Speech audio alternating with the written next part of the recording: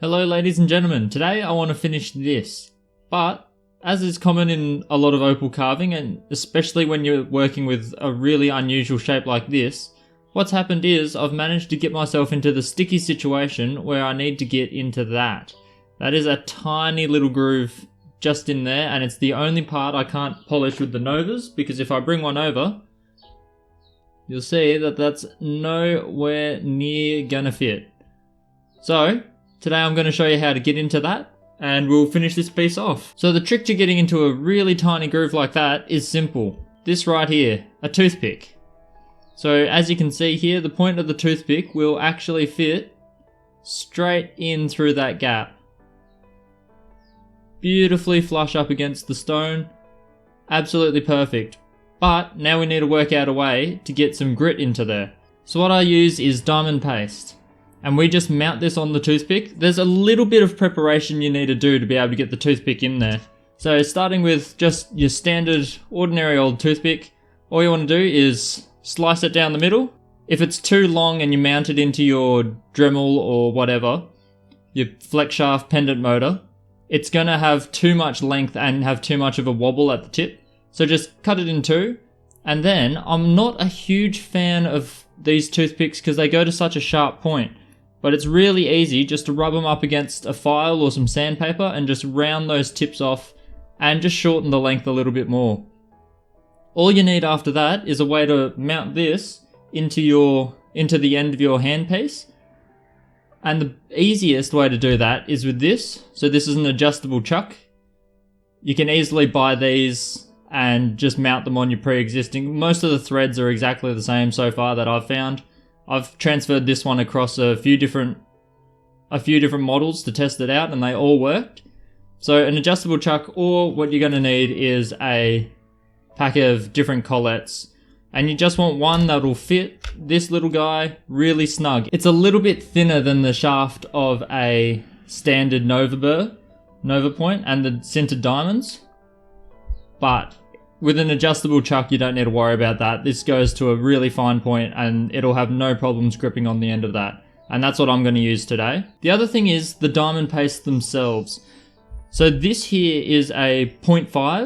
0.5 is a little bit extreme. You don't typically need to go that high. So if you're coming off the back of a sintered diamond burr, something like this, or an electroplated burr, you're going to want to start at about 20 micron.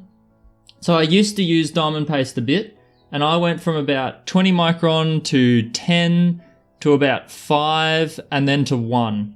That was kind of the path that would get you all the way to a fairly nice polish. 0.5 is good for some stones, but for opal I don't think it matters too much. It is quite a fine grit. It's like a 10,000 grit depending on what kind of grit measurement you're using. So it's quite fine. It'll definitely get you there, but there's a lot of steps between here and there. So I recommend 20, 10, 5 and 1. You can put a couple there in between the 5 and 1 if you really want to. I find that that's a good range where you can start getting some finer gaps between your grit sizes, but that'll work. So now let's mount a toothpick and show you how to get the diamond paste on it, and we'll get right into finishing off that little gap there. Alright, now here it is. I've just used that adjustable chuck on the end of my flex shaft. And you can see there I've left a nice length of toothpick out the top. You don't want it sticking out too far, but you don't want it pushed all the way in and you only have a tiny little bit of working space there. Now, this is a 10 grit diamond. What I like to do is rather than put it on the stone itself, I just get a little bit out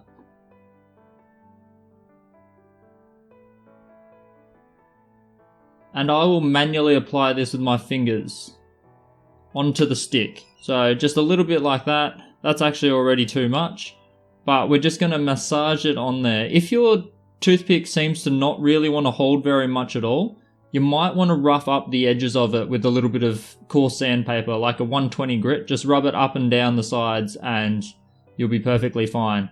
But here we'll just load it up. You don't want too much on there because when you turn it on, you're going to end up flicking it everywhere. But something like that'll do, and you're pretty much good to go from there. So we'll turn it on and we'll hit this little groove.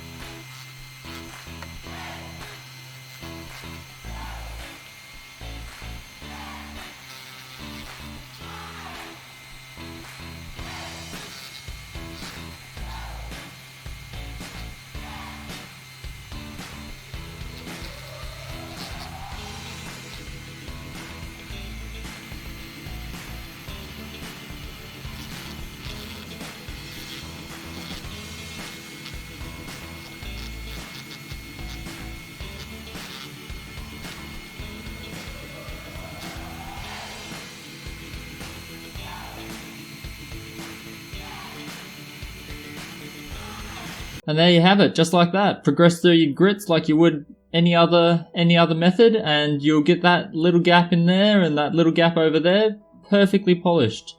It's already got to a pre-polished stage just from that one. So do that 4 more times with higher grits and you are going to be completely finished, and we'll just have to buff the rest of this with cerium oxide to get it done. But there's no reason why you couldn't use diamond paste for the entire stone.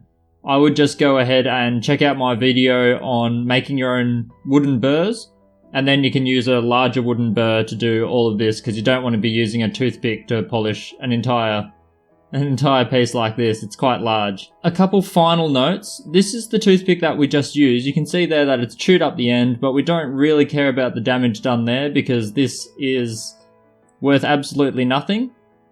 But while I'm turning it, you can see that there's a little bit of green. Never reuse the same toothpick unless it's only with that same grit. So this is now permanently only going to be used with 10 micron. Though I typically don't reuse them, I just bin them, just because they're so cheap. Definitely, when you progress in your grits, don't reuse the same one. Make sure you wash this thoroughly. You want to make sure everything is gone out of there. I sometimes use an electric toothbrush. Sometimes I'll just run a fresh toothpick and hold this underwater and just buzz everything out just to make sure it's gotten out of every tiny nook and cranny. You don't want any of that previous grit to remain when you start progressing. It's the last thing you want. You'll start putting scratches in, you'll think your pastes are all wrong, but really it's just that you haven't washed out the previous grit well enough. So make sure not to fall into that trap. I know I did a couple times when I first started using diamond paste, and it was very confusing, but all it needed was a bit more washing to get rid of it. And yeah, really, that's all you need to know about diamond paste polishing. It's just as easy as using your novas. It's just allows you to get into these tiny little cracks. That's the only time I really use it. I prefer the novas and everything on surfaces that I can reach. It's just a little bit cleaner and easier to just progress. You're just swapping over the burrs. You don't need to worry too much about cross-contamination. I've never really noticed cross-contamination when using the novas. So I think it's a little bit simpler, but there's heaps of people that use diamond paste all the way through and they get amazing carvings out of it. So it's definitely a method that works. It's just not really what I prefer. But sometimes you've got no choice. If you need to get into that gap, you just really need to get into that gap.